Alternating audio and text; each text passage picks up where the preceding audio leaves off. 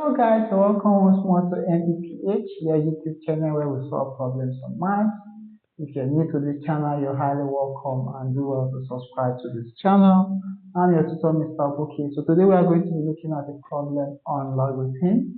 It's actually a simple one, so we are going to apply the principles and laws of logarithm to be able to solve this problem. So let's get right into the video. If you don't mind, you can pause the video and do well to attend the question before coming back to the video. Alright, so our solution to this problem, okay, of course, we are dealing with the log in what base was 3. Okay, so the first thing I want to do is want to recognize what log we have here. Remember, if I have log A plus log B, this means equals what log A times B. Alright, so this is simply the addition law of logarithm. Whenever you're adding two logs, you can multiply the log of the numbers or alphabet. So it means since we have addition here, we're going to multiply this to this. So we have this expression has been log, of course, x multiplying x minus 8 in base 3 is equals to 2. So having gotten this, our next step is we are going to change this log form to index form of indices.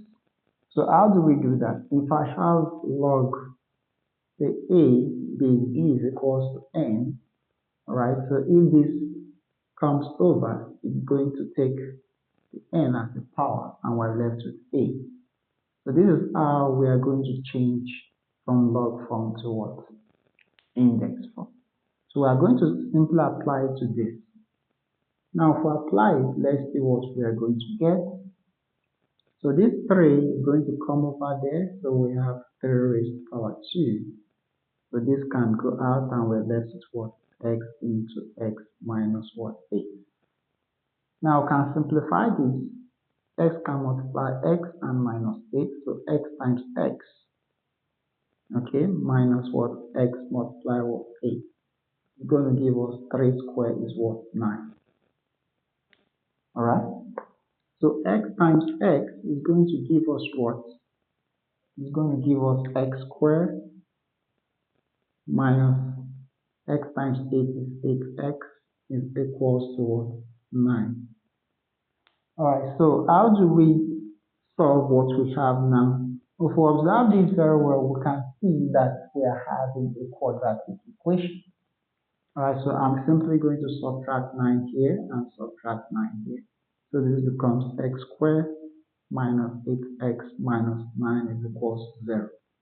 So this is what? A quadratic equation. So we are simply going to solve the quadratic equation to be able to find the value of x that satisfies this expression. So the first thing I want to do is my a here is 1, okay, b here is minus 8, and c is what? Minus 9. I want to multiply a times c, which is what? 1 times what? Minus 9. That should give us minus 9. So the idea is we want to look for two numbers that if we multiply them, okay, we are going to get minus 9. And the sum of them is going to give us minus 8. So we have to look out for those two numbers. It's as simple as this. All we need to do is we have to look for the factors of 9. What numbers are the factors of 9? Alright, so we have the numbers could be, 9 has, we have,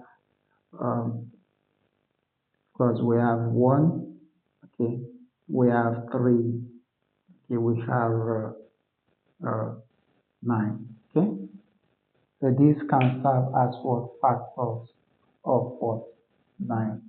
So let's look for two numbers here that when we multiply them, we are going to get minus 9, and when we add them, we're going to get minus 8. Alright, so now the possible numbers should be 1 and 9. So 1 and 9. Okay, so since we are dealing with 1 and 9, the question is what signs are we going to use? Now I know that if I have, okay, plus here and minus here, alright? Now if we simply multiply these two, we are going to get minus 9, okay, and if we sum them, we are going to get what? Minus 8. Alright, so the two numbers by investigation we have is minus 9 and plus 1. So all we need to do is, in place of this minus 8, I want to replace it with those two numbers. So this becomes x squared, okay, minus 9x plus x minus 9 is equals to what? 0. Of course, remember minus 9x plus x also means minus 8x. So from this, we can now factor out. Now for this part, I'm seeing that x is common. Okay, so if I divide x squared by x minus 9x divided by x, alright, we've done the factorization on this part. We also have to do the same here. So I see that plus 1 is common. So I have x divided by 1 and 9 divided by 1 equals 0. Okay, so from this, we can now proceed to find the value of x that satisfies expression. So this will cancel out, this is 1, okay, so we are left with 1x.